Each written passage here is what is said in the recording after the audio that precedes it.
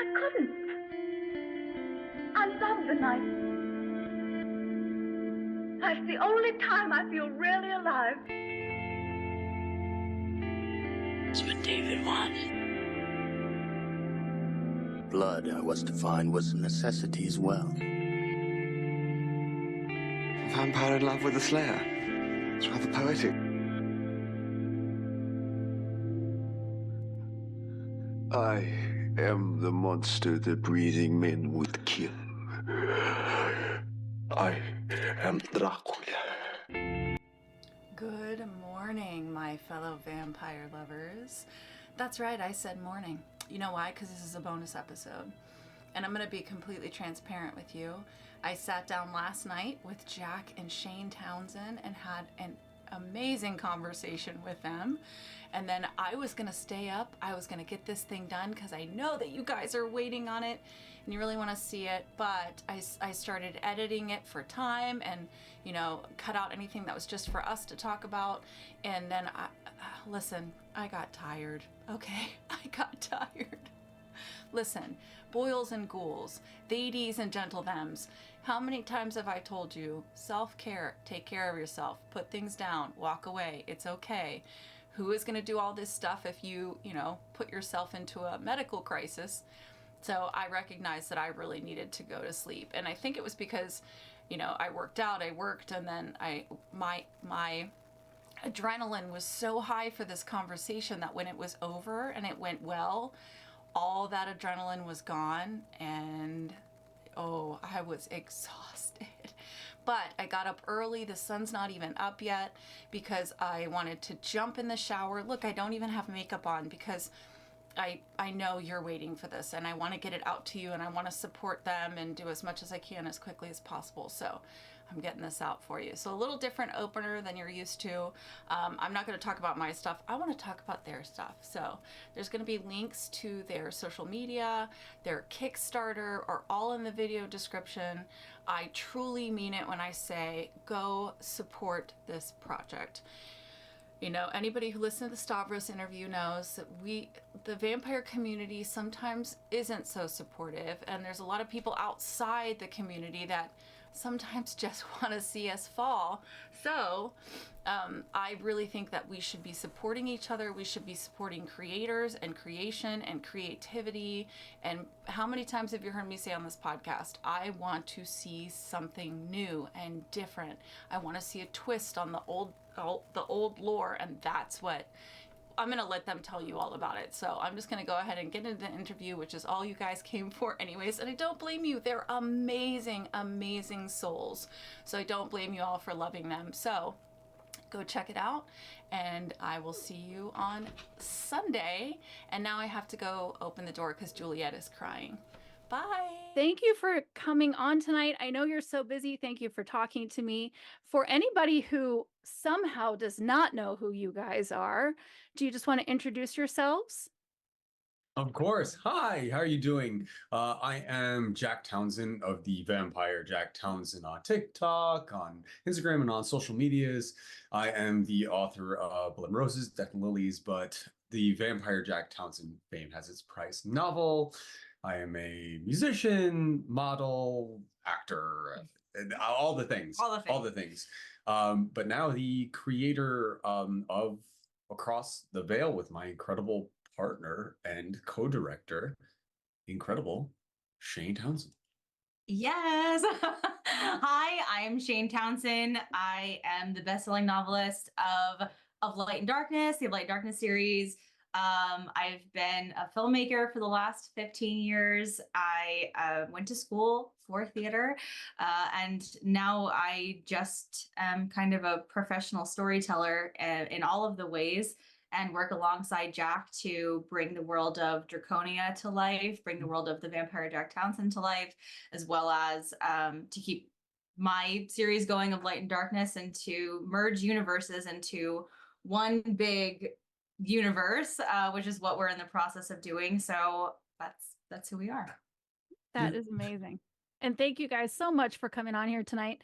As I was saying before we started recording, I wanted to do the right thing and like really get familiar with your universe and your work and everything you guys have done before I talked to you. So I did spend all day today like really immersing myself in the world. And as an actress and a fiction author myself, just really, wow, really enjoyed everything that I saw today. And you guys probably don't know this, but my first book exists because of a Kickstarter. So when I came across this, I was like, I really want to support people. I really want to be there. It changed my life. So I am familiar with everything that's now that you guys have done, but tell everyone a little bit about this world that you are creating. Oh my gosh, where do we even Oh my God. begin? It's 3 years in the making. 3 years in the making. Just wet their whistles a little bit. Yeah. Oh, with their whistles. So this world that we have created, that I have worked very hard side by side with Shane for the last 3 years to create, is a massive, massive a universe. It is a massive universe that crosses not only our world of Earth, but also into this land that is called Draconia, that is kind of across the veil, so to speak. It is this world of nightmare, of darkness, that is broken, that is shut off from the amazing light of day for some people. And it is a place where monsters can freely roam, where they can thrive even. You have vampiric kingdoms, you have supernatural forces. It is a tale of magic and mystery and murder and danger and romance. It is pretty insane. Yeah, it's kind of our take on Narnia. I would liken it to like Narnia versus Narnia meets the Labyrinth, Bowie's The Labyrinth. It's A little bit of Neverland. Yeah, it very much has that feel. Jack started building out this web series back in 2021, and that's when I saw it. And it was literally just one wall in his studio right here, and he was just building out this entire world. And so many people on TikTok were just so enthusiastic to create their own characters and to add layers to this story. And over the last 3 years, it has developed into one of the most immersive, incredible, multi-layered fantasies I have ever seen and have ever had the pleasure of being a part of. And we want to continue making this world even more immersive, introducing the concept of like role play games, tabletop games, things like that. And like D&D, VTM, for sure. And really giving people the opportunity to play in the magic with us. Please. Yeah. Which is I what this. love that. I love that. I also did VTM in college. I LARPed it. And then of course, huge Labyrinth fan. So when I started to hear these little bits of your vision, I was like, wait a second, tell me more, tell me more, tell me more. I love the idea of opening yourselves to other people's ideas in this world. And I think that's what makes it such a fan favorite, is that it's not just Jack and Shane's creation. It has now become this beautiful world that people can get lost in. And, for anyone who doesn't know, I'm a full-time nurse. So I can tell you that this is a world that desperately needs escape and magic and fantasy and romance. And I think the idea of that is so beautiful. And then allowing everyone to come into it with you, I think is a very powerful thing to do. Tell everyone a little bit about your vision for this movie. Oh my gosh. So we come upon, so this was, okay, I'm going to be a little scatterbrained, forgive me. But the Vampire Jack Townsend is, it has its linear path where we follow Jack as he tells this story about his life. But there are segments within the story where Jack pauses the past, section of him telling about how he became a vampire and goes, I need to live life. I need to go. So you follow Jack actually in his day-to-day and his present adventures. But where we are with Across the Veil is there have been a number of things that happen. We decided that we wanted to do this a little bit like, if you know Star Wars, which I'm sure you do, like A New Hope, where you come in, not at episode 1, you come in at episode 4. There have been a number of things that happen. There's a large mystery that is hanging across the entire story of how did we get here? What happened? There are all these pieces moving, and we are in this adventure together. So in that same way, we come upon this part of the story where Jack has kind of lost a lot, where Jack is probably at his most broken place. And because of that, he's lost a lot of himself. And then in these, I don't want to spoil too much. I don't want to spoil anything because I have a tendency to spoil my own story. I enjoy it too much. But we in this moment of pain, desperation, and solitude, this girl stumbles across this magical portal and falls through the universes and comes across a land of monsters. And that's where we pick up with the story. And exactly. And so the vision for this kind of entry point for, general audiences, I would say, because, Jack's amassed 400,000 people on TikTok, but we still want to speak to the nerds of the world and the fantasy lovers of the world. So Across the Veil is designed to be the entry point into what we're trying to build long term. And so we are trying to channel the really, most nostalgic films of our childhood. We mentioned The Labyrinth, Stardust, Hook. What was another one? There was another one even. Labyrinth, Stardust, Hook, of the 80s movies, or just any really nostalgic fantasy film. Of Vampire Hunter D. Yeah. Helsing of wait, there was another one, wasn't there? Yeah, I'm just not landing on it. I forget. But the most loved fantasies and kind of taking pieces of that, so it's not just a vampire horror or a vampire romance, like Twilight or some kind of drama. It has all of those elements, but we really want to work in the most lighthearted aspects of fantasy and what we love the most about Escape, which is the whimsy and getting to play in this world, and the humor that comes along with that, and when you're playing D&D with your friends, how that feels when you make a bad roll or something like that. So we really, when we were writing the screenplay, when Jack was penning the screenplay, and I was throwing in little tidbits of ideas and stuff like that, it was with all of that stuff in mind. And even the way that we're approaching the technical part of filmmaking, we're finding the most buttery lenses and the dreamiest, what camera's going to give us the dreamiest look, so we can really paint that picture for everybody. Absolutely. I love that. I picture being able to, I'm older than you guys. I'm 44. And so I remember Legend with Tim Curry. It was very soft when she was in the wild. The wildflowers were very soft. Everything was hazy. And then all of a sudden it was harsh when she was with him. And I think of The Never-Ending Story and all of these things that we really did. We haven't had anything like that in such a long time. And there is... I said it's been so long since we had that 80s feel. We haven't had anything like that. I think the closest that we had was Stardust, and that was in 2006, 2004. Yes. And we were looking at each other and we were like, well, that's what this has to be. This has to be, we have to harken back to that time period. We have to harken back. This story plays so well into that, the fantasy and the mystery, but also not taking itself too seriously, allowing there to be natural comedy and moments where you can just get lost and laugh, because that's extremely important. Some of it's dark humor. Sure. It's a vampire movie. But I think films like that really form a community. Absolutely. We're trying to do. Oh, 100%. Totally. Yeah. And I love the idea of, and this is what I try to do with my books, which is a vampire story for not necessarily people who love vampires. The vampires are part of it, but there's such a small part of it that you can fall into. There's things for everybody. And the idea of saying someone like me gets to step back in time and have that nostalgia, or someone like my daughters who are 17 and 19 get to have the new experience of that type of fantasy because they didn't get it. And so the idea of somebody wanting to bring that back, I'm obsessed with it. I am here for it. I love it. Yes. Tell everybody. So we know this because I've been a part of a Kickstarter and now you're a part of a Kickstarter.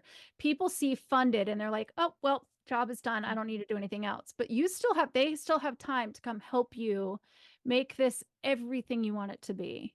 And we all know that takes money, right? But the thing about a Kickstarter is you're not just giving money, you get these things back in return and you get to be part of this journey. But I will never forget the people who made that first book come to life. It really is a community.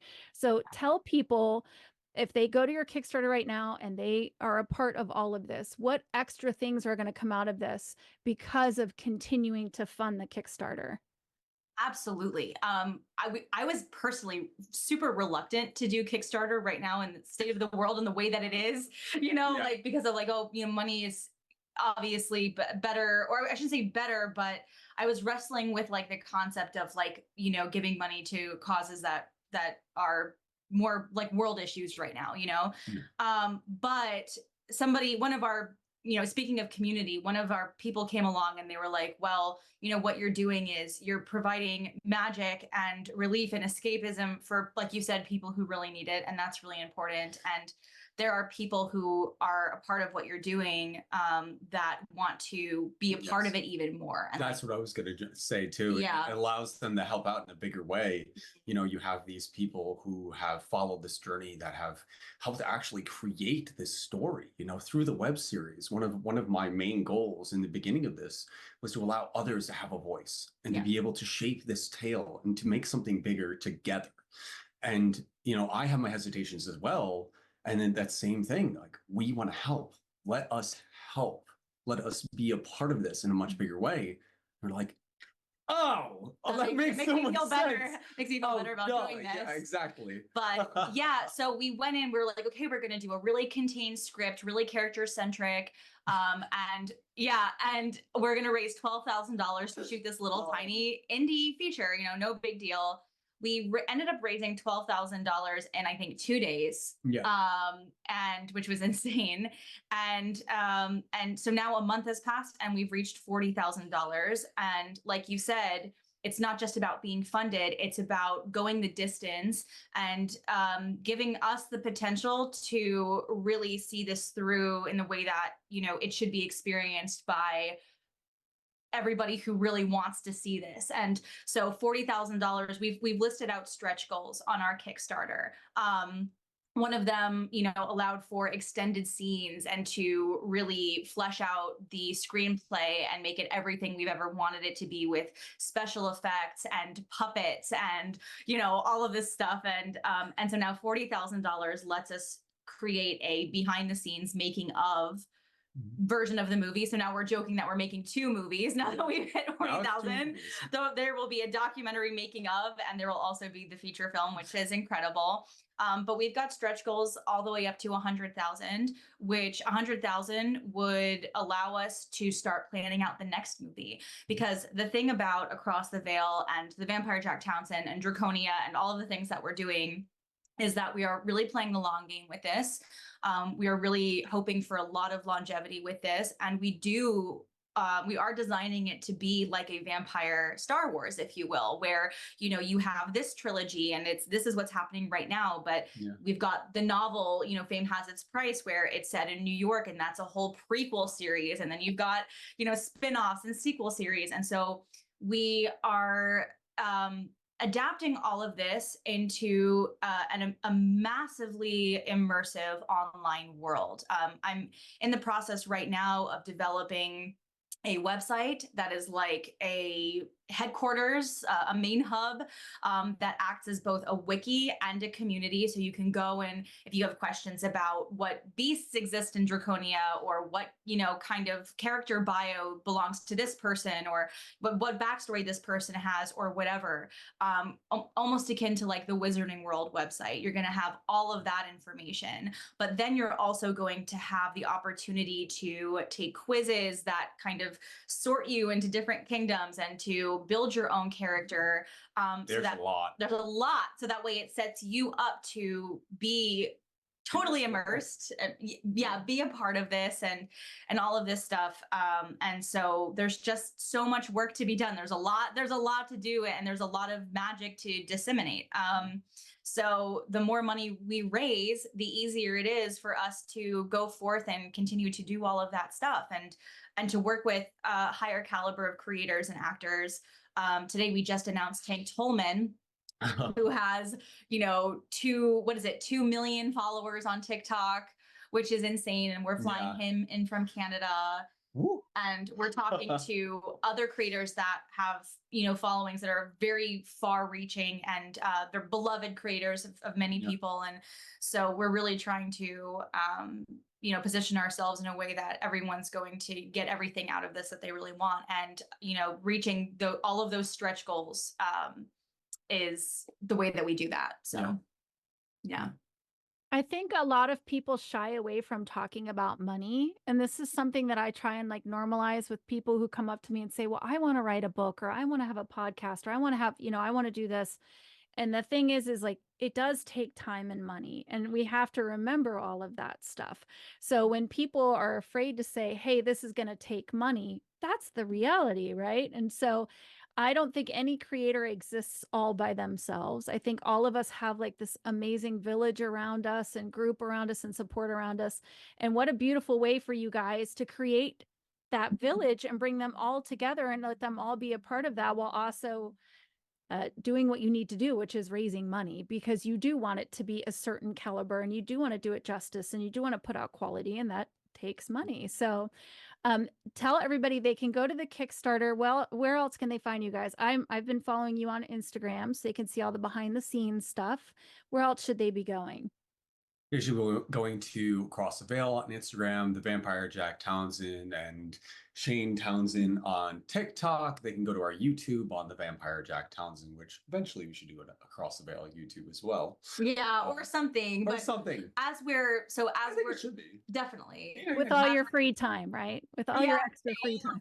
We love what we do. That's the thing. So it's like the lines blur between play and work. But the Across the Veil website eventually will have a component. If you're familiar with Critical Role, we're planning a similar component that Critical Role has, where you can tune in, and we've got casts that are not us, but characters, I should say, that exist in Draconia, that sit around a table, or similar to Vampire the Masquerade, even LA by Night, things like that, where they role play, and it's like an episodic drama, and you're tuning in every week, and you're listening to their side stories. Draconian side quests. It's going to be a wild time. It's going to have all that comedy and all that camaraderie and found families. So maybe that'll be a new YouTube channel. I don't know. Oh, yeah. Everything is under the Vampire Jack Townsend right now.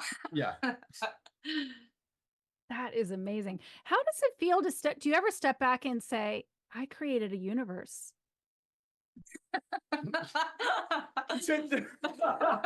I mean, when you're in it, it's hard to remember that. But sometimes you have that moment where you're like, I've created a whole universe, but you created a universe. I have the last 3 years, I have been just planning all of this. Like, even no matter what I'm doing, Draconia lives in me, and I live in Draconia. No matter where I am, shopping, working out, whatever it may be, I'm always there, and I'm always thinking about, where's the story now, where's the story before, and where's the story end. This character, it's always on my mind. It is always on my mind. And with the amazingly, extremely passionate and active community that I do have, and we do have, that love the characters, love the story, it is constant questions. So it allows me to always be thinking of what is going to happen to this character, where they're ending up. But to answer your question, what does it feel like to know that I've created this universe that we are fleshing out, and we are growing, and we are expanding, and we are helping people play in, and they are allowing us to build it and play in ourselves, is the best feeling in the world. I never imagined that this would be my life, and I can never even explain how grateful that I am that this is even happening, that this is even here. I love them with all my heart and soul, and this is a dream come true. I'm not gonna cry. Aww. Yeah, this has consumed our lives. Like, before this, it has been okay. Like, we're both working on our respective novel series. We eventually intend to merge universes at the end of our respective novel series, so we're working towards that. In the meanwhile, like, we're making content on TikTok and YouTube, and we're traveling and we're doing these different projects, and we're vlogging when we're traveling. So it was strictly just like content creation. And then actually it was Jack's dad that kind of came forward, and it started out as like a conversation about doing a short film for a film festival. And we're like, oh yeah, we could do that. And he's like, oh, you should utilize like all of the locations here in the area. We're like, oh yeah, we could do that. And then knowing us, we just take everything to like the furthest it could go. We're just, challenge accepted. Go big or go home, people. And then it turned into this huge undertaking. And I think it's just kind of what's supposed to happen. It feels the most natural for the progression of things and how things have gone. Yeah. So it really has consumed our every waking minute of our lives. So when the universe speaks, you listen. Yeah. Yeah, totally. That's awesome that you guys your families are so supportive. I love hearing that. I have to ask you one more official question. Sure. Everybody who comes on the podcast gets asked this. Vampire tropes you love, vampire tropes you hate. Oh. I think I know what you're going to say. I have my answer, but you go. No, you first. Okay, vampire tropes I love.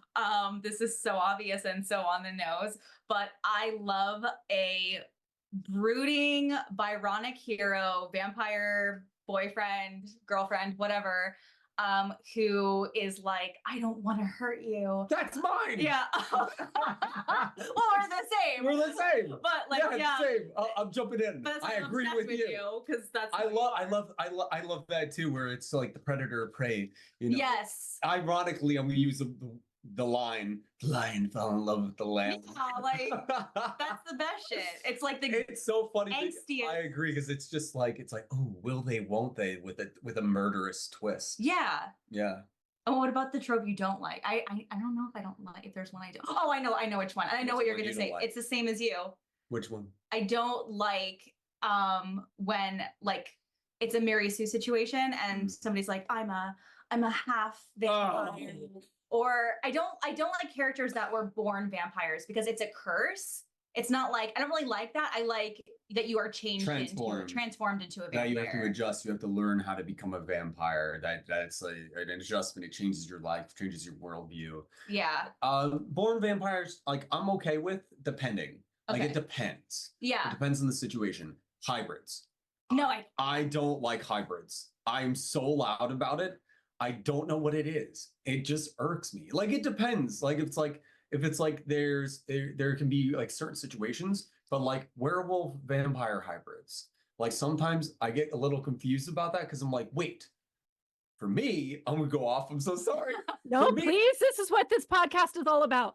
All right. So I said this. I was talking about this on a stream the other day, and I broke it down like this. Okay, being vampire transforms you into undead. Like, we can all agree that in a fictional sense is how that works. You're transformed to undeath. Being like a werewolf usually means that it's a curse, but it's a life curse, because the curse is broken when you die. So if you can't technically be a vampire hybrid werewolf, because one cancels the other out. Yeah. Math. It's math, I swear. So I made that argument on my live, and everybody was like, God damn it. Wait. But it depends on the type of vampirism and the type of werewolf. That's the thing. So I'm glad that you guys have never seen my podcast, because you answered honestly. So, tropes I hate. I hate a brooding vampire. Great. I hate when they're like, no, I can't curse you with what I have. You can't live like this. Like, come on, stop. Like Angel and Stefan Salvatore, like Spike all the way, and Dave. Louis is like Louis, yeah. I'm like, I know I am an alert and oriented consenting adult. I know what I'm asking for. Just do it already. Stop telling me how tortured you are. Let me figure it out. That's fair. That's fair. That's valid. That's totally agree. No, a little. But a tug of that's- war, if I- tug of war is so sexy though. Like you can have both. I don't know if I have like I think it's my favorite trope, but I don't think I really don't gravitate towards like tropes in general usually. Yeah. Ending, that's like Fame I has like creative. I like to see something I've never seen before. I want something different. I would say his debut novel definitely gives you a lot of that because you've got like, you know, even though of course Anne Rice gave us queer vampires, but Fame Has Its Price gives us queer vampires, I would say, in a vastly different way. There's a lot going on there. I'm not going to spoil. But yeah, and like just a lot of like relationship dynamics that we've never seen before. Yeah, like definitely. Yeah, I don't want to spoil anything, but Okay, I'm gonna get the book and read it. Okay, I'll get it. I will review it on the podcast. Good. Yeah, and I'm like you. I want a classic embrace. I like a good sexy embrace. I love the I sliced my chest and you drink and then I drink from you. Like good classic embrace. Not a fan of the born vampire, but I'll tell you what my favorite trope is. And this is so cheesy. But I love like a reincarnated love. So you lost them and then they came back to you. People hate that for some reason. See, I get so much shit for it. I love it. Love that. I love that. I forgot that was a trope. You know why? Because we're Libras. There it is. We love romance. Romance. That's true. Mm-hmm. That's why. I think it's such a beautiful idea. Like one of the reasons that I love Bram Stoker's Dracula the movie versus the book is because of that trope. And I love the idea of that he becomes a vampire because he's pining for his lost love and then finds her again. I think that's gorgeous. I think it's such a beautiful love story. I don't latch on to that. I actually am not a fan because This is a safe space. You're allowed to disagree. Go ahead. Because I feel like it's just like a little bit too easy in my brain. I don't know. I will argue. Okay, argue. Just because this is my argument. Just because someone is reincarnated doesn't mean you're going to end up together. Okay, that's also facts. That's true. They have their own choice in their second time, third time around. That's but I'm true. with you, Shane. One of the things I say all the time is I hate lazy writing. I hate when writers write themselves into a corner and then they're like, oh, a witch did a spell and now that's all gone. Like, yeah, it's like that's very convenient. Yeah. Good job. I don't like that either. Yeah. If things have to get brutal and bloody and there has to be angst and trauma, I am a fan of trauma. You literally I just am did all that. about trauma. that's the quote of the interview. Let's go. I love trauma. I love trauma. Give me, I think trauma, I don't mean to go off, but like, I hate that too, because it's like, if you have to kill your darlings, if you have to drag your character through the mud to where they are scarred for years, do it. Don't make it lazy. Do it to where it's realistic and it's believable. Yes. Make sure your characters are always grounded in a way, even if it's fantasy, because that is how they're the most relatable, which is why I love Fame Has Its Price and I'm biased. Oh, also the book that you're writing right now is Forever Night. traumatic. It is so dramatic. Like he literally just did something god awful. Oh, the community's so mad. I will not disclose, but yeah. Oh, it's terrible. Oh, it's probably the most evil thing I've ever written. So far. We're both in both of our novel series, like we're both big fans of kill your darling situation or like just make them suffer. You know, sometimes, you know, I'm a fan of like if the ending isn't happy, right? That's fine. That's real life. That's realistic. Yeah. Sometimes there are very hard things and hard scenarios you have to go through. But I think it's much more interesting when your hero character or any character in general has to get over that hurdle and find a way to get back to center again. Because that's something so relatable. I'd rather a Phoenix story than oh yeah, I got out of this by just snapping my fingers. Yeah, for sure. 100%. Nobody wants to read a book that's like, I was born rich and I'm beautiful and everything was handed to me. Oh my God, you would love James. Yeah. You would love James so much. Just saying, like you need to have, and I just got this with my most recent book. And one of the things I said was, if you've been on this earth for 300 years, I guarantee you've been through some shit. Yeah. You made some bad choices, you did some bad things, but if you grow from it and you change from it and you learn from it, that's where the magic is. Not the never screwing up. Trope I don't like. What? I just realized the trope I don't like. What? It took me a minute, but I just remembered. What? Every vampire is like 1,000 years old. Oh yeah. That is the Yeah. trope I hate. I hate that one too. Yeah. Like, hybrids, whatever, but that's a trope. I think that's a trope where it's like, I've lived for so many years and I've seen so much. It's like, cool, great. Where's the character development? Right. How That's my character. She is a nurse who gets attacked on a night shift and turned. And so think about it. You have 3 days to call off before you need a doctor's note or you lose your job. If you lose your job, how are you going to interview? You can't go out in the daylight. How are you going to have your house? You can't pay your mortgage. So she has 3 days to figure it out. And then she's got to go back to work. Reality. She still has to wash her clothes. She still has to go to the grocery store. She still has to do all that stuff. And it was just that thing. It was actually, I wrote it because I was a nurse in the pandemic. Oh, wow. I was not okay, like mentally.